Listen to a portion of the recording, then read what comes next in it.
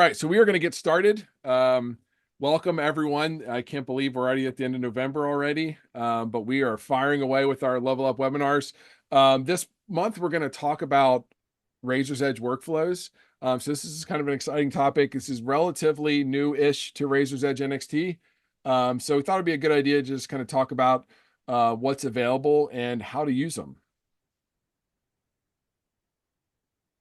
But first, we're going to start with introductions. I am happy to welcome one of our senior consultants, Razor's Edge experts, to the call today. Angie Dunn, please introduce yourself. Yeah. Hello, everyone. My name is Angie. Let's see. I have been a Razor's Edge consultant for, 10 years. And prior to that, I actually worked as a client, like many of you, and I was at the YMCA of Lincoln, Nebraska. And then I was with Blackbaud doing Razor's Edge consulting for 8 years, and then now here with Impact Consulting. So many years of Razor's Edge, and from kind of some different perspectives too, from the client and also as a consultant. So happy to be here, and thank you. Yeah, thanks for joining us. My name is Kevin Wood. For those of you the first time joining us on a webinar, I was a Razor's Edge client for 15 years as a data manager in different capacities and different verticals. I was an independent consultant for a number of those years as well. And I joined Impact. I'm approaching my 3-year anniversary, where I have been a full-time Razor's Edge consultant. I managed our consulting team, and now I'm business development manager. So I get to do things like this webinar, which I'm very excited to do. Some housekeeping. If you have any questions, comments, even any suggestions, we're going to go through some use case scenarios for workflows. Any of that stuff, please put in the chat. We have Christine with us, who's monitoring the chat in the background, and we'll call attention to things. If Angie and I missed that, she'll jump in and kind of let us know. We're also recording this session. I will get the video cut and sent out to you all either tomorrow or the first of next week, depending on how quickly I can do that. So be on the lookout. The slide deck as well. There isn't a whole lot of information in the slide deck, but I always like to send that out as well. So here's our agenda today. We're going to talk about what workflows are to begin with, how to create them, and then we're going to kind of get into we have 3 use cases for us. And like I said before, please, if you're already using workflows and you have any like good ideas that maybe we don't even get close to talking about today, please put them in the chat so we can call attention to them and discuss them. So, but first, like always, we're going to start with a couple poll questions. So Christine is going to fire up the first one. What role do you primarily play in your organization? Fundraiser, data manager, finance department, and other. We really need to add like jack of all trades, or I wear all the hats, or something. As Right? Yes. might get some different responses. Oh, so about half fundraisers, half data managers. That's cool. Somebody from the finance department, kudos to you for joining us on an RE specific discussion today. And then a couple of others.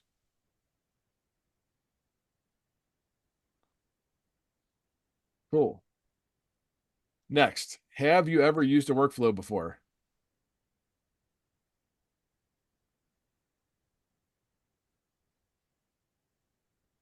Yes, no, and what's a workflow? I think we are going to get that whole question fired up as well, maybe.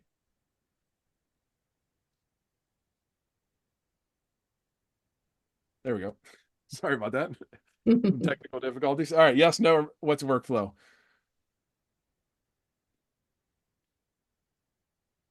Yeah, so just about everybody's falling into the no camp.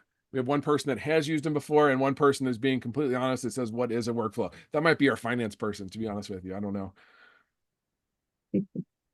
Okay.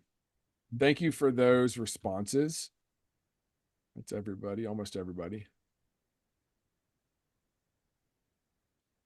Cool. So now we're going to jump right into it. And talk about what is a workflow first. Angie, you want to kick us off? Yeah, absolutely. So when you think about what is a workflow in Razor's Edge WebView, anytime you need to maybe add a series of actions to a group of constituent records, anytime you want to automate sending an email marketing type of email to constituents, it's that's when you start thinking about, oh, could I do a workflow for this? So some examples of that, could be like a email welcome series for your new donors. It could be reaching out to lapsed donors. It could be reaching out to event attendees after an event, you know. It could be looking out for your event sponsorship, like you're going to have an event and maybe you have a series of internal actions that you need to do, and you need to assign that to certain constituents and certain fundraisers. And again, they can be internal or external, and so workflows just really kind of help you be more efficient and really kind of help automate adding actions or again, sending those automated emails.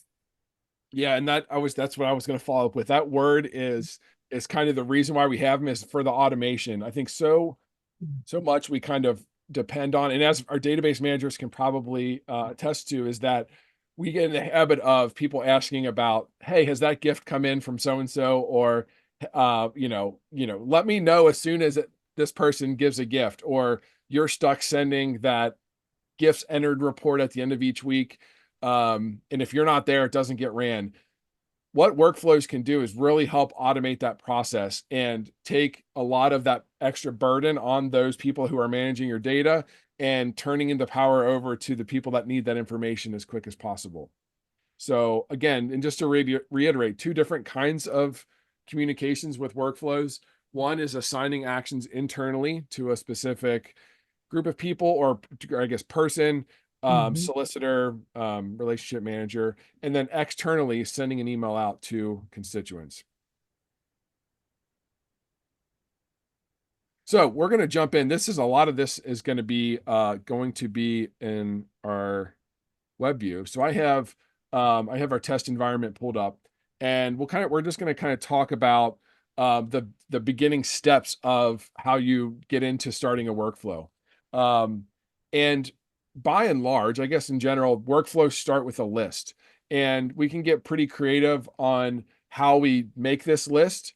But just know that because we're automating as much as possible, think about these lists as being dynamic, is that in order for the workflow to update, we want our list to be constantly updating. So when we're talking about specific criteria and filters that we're using in our list, make sure we're always thinking about the dynamic state nature of the list. And the examples we're going to have will make that pretty clear.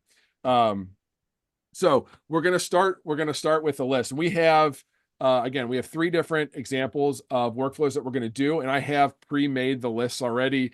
We'll kind of talk about the filters for each list, but what is our first example? I don't remember. The birthday, yeah. Birthday one. Oh, perfect. So we'll jump right into that. So a very good example of a workflow. This is the one when I'm doing training on workflows. This is the example that I always use, because it doesn't matter what kind of organization I'm working with. Everyone wants to always have that special touch. And if we keep track of birthdays on constituent records, this is one that can be done very easily. So again, starting with a list, and the only filter that I have on this particular list is that birthday equals this month. And again, remembering about the dynamic nature of a list, we're using a fuzzy date here. We're not using birthday equals between November 1st and November 30, whatever. It's always this month, because the list, once it turns December 1st, we want the list to update to the birthdays for next month, or the birthdays for December in this case. So we have a fuzzy date here of birthdays equals this month. Now we're in our test environment, so we only have 9 constituents that have birthdays this month. But that's pretty much it from the list perspective for this particular example. This is it. Birthday equals this month, and I've saved it already. So now, before we get into the workflow, the other thing that we need to do, so the purpose of this workflow is to send out an email to someone that says, hey, from our organization, happy birthday, your birthday's coming up, whatever. We need to create that email first. And so we do that the same way we create all of our other emails as we go into email marketing. And again, I have an example already set up, but I just want to point out one thing that makes it a little bit different than when you're sending out your normal email communication. So we have two different tabs here. The first one is where we go when we want to send out normal email communication. But we also have workflow designer emails over here. And I'm going to open up, I'm going to open it up first. I'm going to unpublish it and then go down here just so I can show you what it looks like. So this is just, again, a very generic happy birthday email. You may have some upcoming events that are coming up you want to highlight. You're going to put them in here, whatever else. But here is the one thing that differentiates this workflow email from a general email communication is this option here. So we're not going to send it out as a one-time. We're going to use it as a workflow. Everything else is exactly the same. And once you publish it, it doesn't do anything. It doesn't send it out or anything. It just makes it available for a workflow to be used. So go through and create the email and then hit publish. So now we've made the list, we've made the email. Now we can actually get into our workflow designer. And so that's under tools and workflow designer. One of the things I wanted to mention about all of this, so lists and emails and even having access to the tools drop down in Razor's Edge NXT is all dependent on the security that you have for your user. So if you as a user don't have access to lists, you're not going to be able to do workflows because you need that access first. So just something to keep in mind from a database manager's perspective, that we want to make sure we get the proper access to everyone and proper security rights to everyone as they're doing this. So we're going to go to tools and workflow designer. And this is it. To get started, this is probably not shocking to anyone. We're going to hit new workflow. And we want to name it first. So this is going to be, we're going to call this birthday this month. We're going to call it birthday this month. And we're going to start it. So now the very first thing that asks you is that who do you want to have this workflow effect on? You can select a group of people. You can create the criteria here. You can also use a saved list, or you can build the workflow first and attach the list to it later. But we've already saved the list, so we're going to, there it is right here. Now, an option, a checkbox you see here that is an option. Apply workflow to new constituents added to the list. Angie and I we were talking about this earlier in the week. I was like, well, what would be an example when you wouldn't want to check this box? And I don't know, we could probably come up with something, but I think just about all the time for the automation to actually happen, we want to make sure we check this box. And what this does for this particular example is it will run tonight for everyone that has a birthday this month. And then tomorrow, because we're adding new people to the list, if I add a constituent tomorrow with a birthday that has this month, tomorrow night, they're going to get added to the workflow as well. And then once the month turns over to December 1st, we'll have a whole new batch of people joining the list and joining the workflow because their birthday is in this month. So that's why we check that box. We want to constantly get people updated and added to that list. Okay, so we've created our list, we've created our email, and now we've created our workflow, and now we want to add things to the workflow. So we're going to hit this plus sign, and it says, what do you want to do? Remember, we have two different things that we can do with workflows. One is external email communication with our constituents, and the other is internal action assigning to our fundraisers. So for this example, we're going to add an email, and we have two options. These are the only two emails that we have in our database for workflow. So this is that birthday one, and we're going to select it. Now, at a minimum, we could activate this workflow and it'll work. Tonight, everyone in all 9 of those people will receive this email, or I guess all 9 people that have an email address will receive this email because they fit into the thing. And so at a minimum, we've done our workflow. Now, one of the things we'll show in our next example is what to do after this, after the first email or after the first action. What do we want to do after that? The reason I start this particular example in training is because we're done with it. We have the list and we have the email and we're done. So I'm going to go ahead and hit save and close. And then I'm going to continue to drive and I'll let Angie talk about the next example. Okay. So the next example would be, like a new donor welcome series type of workflow. So you want to have some outreach to those new donors in your organization. So this also started with a list. So we could take a look at the list. It always has to be a constituent list. And there is a constituent list we started here. We're just saying new donors this week.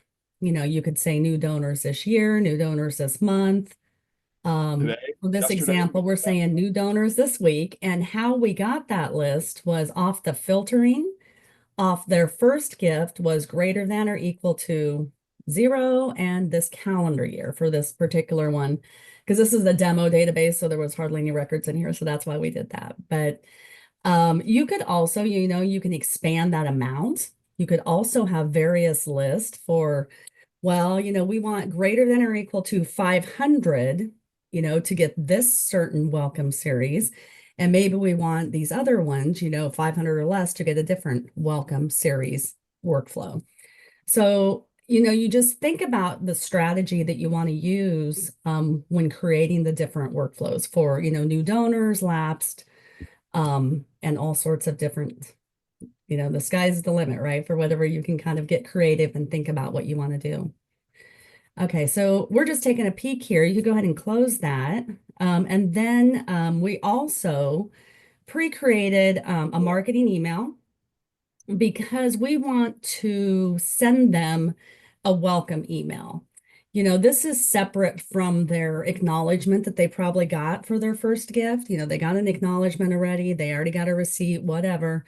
But this is different. We want to send them, maybe a special welcome email, maybe thanking them again for their gift, and also probably giving them some more information about our organization, giving them maybe some volunteer opportunities, some upcoming events, whatever you kind of draft in that email. So that's already pre-created. We just kind of created that. We won't dive in too deep there, but then you can go ahead and go to the workflow designer again under tools. And here's where we can say, okay, let's do a new workflow. And this workflow, this will be like our welcome for new donors. Yeah. We're going to select a list for this. So the new donors this week. There we go. this week, even though it's really this year, but I know, right? And yes, we want to turn that on to make sure the list is dynamic. Okay. And then let's hit the plus sign. We're going to add in here, add an email. And this is the automated email. Let's see, you could just say select later if it's not popping up in here. But here is where we would pull in the welcome email that we had pre-created. Below that, you could actually then add in, this is where, you're adding multiple steps into the flow. So go ahead and hit the plus sign. And then here, maybe we want to do something else. So maybe now let's add a condition. so yeah, so we have the third option now. Before it was just email action, and now because we've created a step, we have this other option here. Now we got the other one. Yep. So let's add a condition and let's say let's wait 3 weeks or 2 weeks, whatever you determined your criteria there. And let's just say save. So here we're saying the donor donated for the first time. They were acknowledged. Here they're also going to get, this nice marketing email that tells more about your organization. We're going to wait 2 weeks and then let's do something else again. So then here you can say, well, let's add an action now to this group. And let's say this is going to be, if you choose what kind of action, let's choose email in here, for example. And the type, let's just call this like a welcome email or an intro or a stewardship, something like that. Yeah. The summary here, you could say this is a personal welcome email. So this type of email, when it's listed under the action, is you personally sending an email. It's not the email marketing. And then under the assign to, you would assign it to, maybe the first active fundraiser or assign it to a specific fundraiser, one or multiple. Yep, just like that. And you can save that. So then I'm going to send them another little personal email. And let's add another condition even. And let's say, let's add a dependent action. Oh, that's one's fine. Yep. That's fine. Yep. And then, oh, actually cancel out that. I did want condition, I think, on here. Yep. Yeah, say add a condition. Then we'll say when previous step is complete, we want to make sure that previous one was marked completed before we do the next one. And then let's also put a wait on it too. And then let's wait maybe another 3 weeks, something like that. Okay. And then after that, maybe we want to add another action. And this, let's say it's a phone call. Yep. We could say, let's do a phone call, stewardship or intro call, one of those two. And this is just personal phone call. Yeah.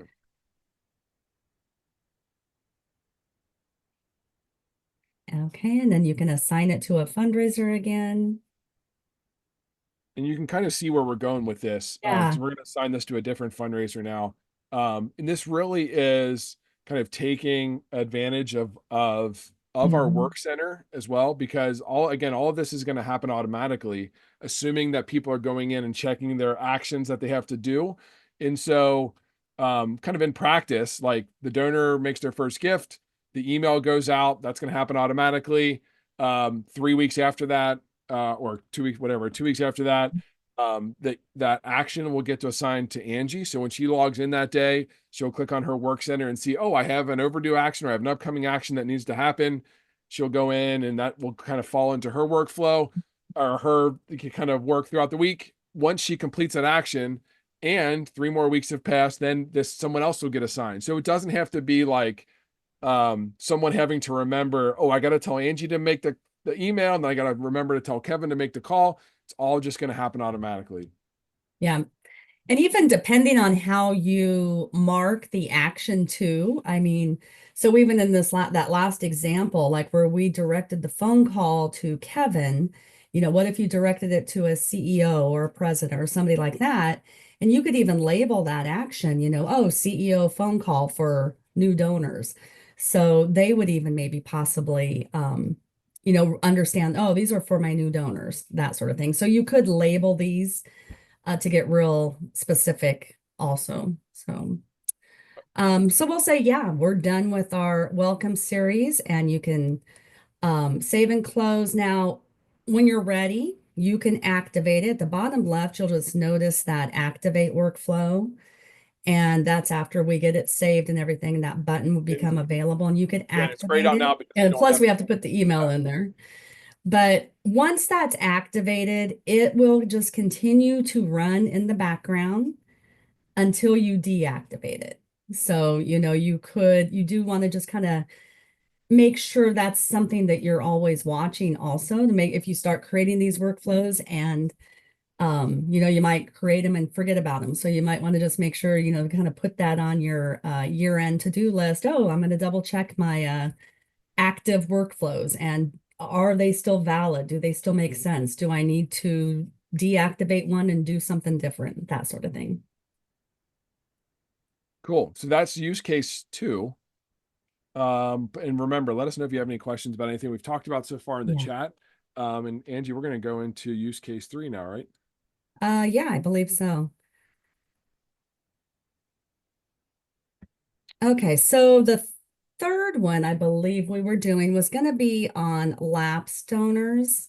Yep. And this too, this is something you would kind of think through your strategy of what is a lapsed donor for your organization. In this example, I believe we used anybody that's greater than or equal to, well, this one says 0, but we'd probably bump that up actually. Yeah. But we're saying, yeah, we're basically saying anybody who did their last gift, in this example, we're using last gift. Their last gift was last quarter. You could do last calendar year, last fiscal year, those sorts of things. You could even add in a special fund or appeal or campaign. So that criteria is what you would determine, in advance. What sort of lapsed donor are we looking for? Okay. Yeah, and again, I'll mention this again because I just for this particular example, I think this is very similar to the last one we did. There's a list based off of giving, but this one's a little different because this is kind of a solicitation process. And so the fuzzy date that we're using is last quarter. So we're in Q4 right now. And so we're looking at anyone who's most recent gift was in the previous quarter for this example. Mhm. So we talk live bunts a lot in we talk shop, we talk live bunts a lot. So this could be their last gift was last fiscal year, and then that would be your live bunt list. And then if they give, they're not their latest gift is now. So Mhm. again, I just want to point out that fuzzy date. It takes a second to kind of think about, well, what exactly are we trying to accomplish here? We're looking at anyone who just made their last gift in some previous period. For this example, we're doing last quarter. Mhm. And for this one also, we're going to send them a nice automated marketing email, which I think we've already pre-created. Yep. Maybe a nice email that says, we miss you, come back. Here's what we've been up to this last year. Something like that, to kind of just have that outreach with them and see if we can get them to re-engage. So we'll start a new email on this one. And just like the other two, you give it a name and then we will start building out the different steps of it. Okay, we'll bring in our list. Uh, I think that's that one, yeah. Yeah. And it's just going to run in the background every 24 hours. oh, If you know what? somebody Let's qualifies for that list, they'll yeah, get brought into this. we're gonna select later because there's one other thing that I want to show everybody Okay. about how to do a workflow first and then apply a list to it later. So Okay. we hit select later for that select a list. And then this is just going to be right the same as before. Yep, we're going to do add an email here. We're going to pull in the lapsed, we miss you email. And then let's add a condition on that one. And we'll wait maybe 3 weeks, 2 weeks on this one also. And then let's add an action here. And maybe we do a phone call or an email. Maybe we just go straight to the phone call on this one and, assign it to yourself, assign it to somebody else. Again, assign it to multiple people. Yeah, and you can even select Mhm. people that have a relationship with that person. So it doesn't have to be the same person every time. Be active fundraisers or the first that Even is the listed first on one that it finds, particular yeah. record. Yeah, let's do that. Yep. And then maybe even after that, let's say, let's add a condition or yeah, we'll do a condition. We'll say after that one has completed, and we won't wait on this one. And then maybe our next step, maybe we're going to do an action and let's do like a task. So we could say, let's do a task. And this, I don't know if we have any, we'll just You can use, say, we don't, let's do, which one should we do? Let's just do all right, stewardship for now. yeah. Yeah. Okay, So we'll stewardship. just Okay. say this is like an internal action. So maybe we want to assign a fundraiser even. So Yes. maybe the task is this isn't more of an internal action that you just want to assign a fundraiser or something to them. So that's something you could do. Mm-hmm. And, really the building of the workflows, is not tough, as you can see. It's pretty user-friendly, self-explanatory. It's more thinking through the strategy of it and maybe even getting the flow chart and flow charting out, what do I actually want to happen with this group of people? What are those tasks and those things that I want to do? So yeah, so this could be an example of that. They've get they get lapsed, they get that, oh, we miss you email, they get a phone call, and then maybe we kind of do one more, kind of follow up or something with them. This is the other Yep. one of the other things I wanted to point out was you have the choice of activating it in the future as well. So if you wanted to lay out your plan at the beginning of the fiscal year or the beginning of the calendar year for setting up for different events or whatever, you can do that and activate them later and not have to remember to go back and do it. But I'm going to activate this right away. The other thing I wanted to point out, if I can, let me see, that was this one, is you have the ability to add up to 20 steps in a workflow. So that's a lot. But again, if you wanted to lay out the plan for the whole year, it's something you can do all at once and kind of let it run on its own. Now, so remember we hit select list later. One of the things I just wanted to show you for that part of it is that if you have a workflow first, or maybe you're using it for something else, you can also from your list, you can, if you hit more here, one of the options is apply a workflow. And so you can do it kind of in reverse order as well. I just wanted to show you that.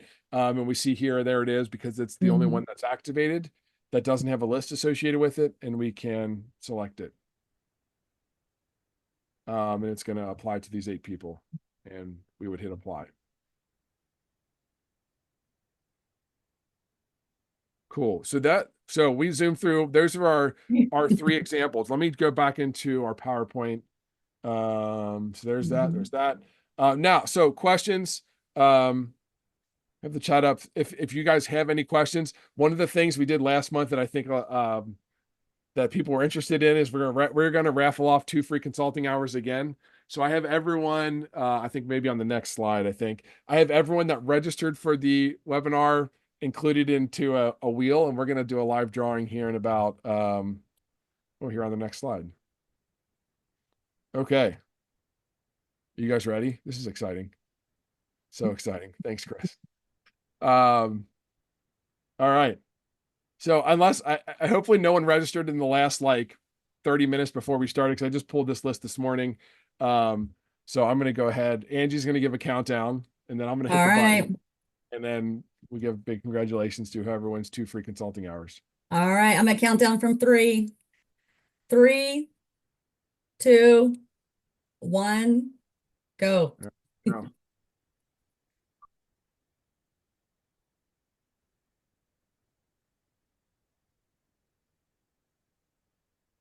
All right.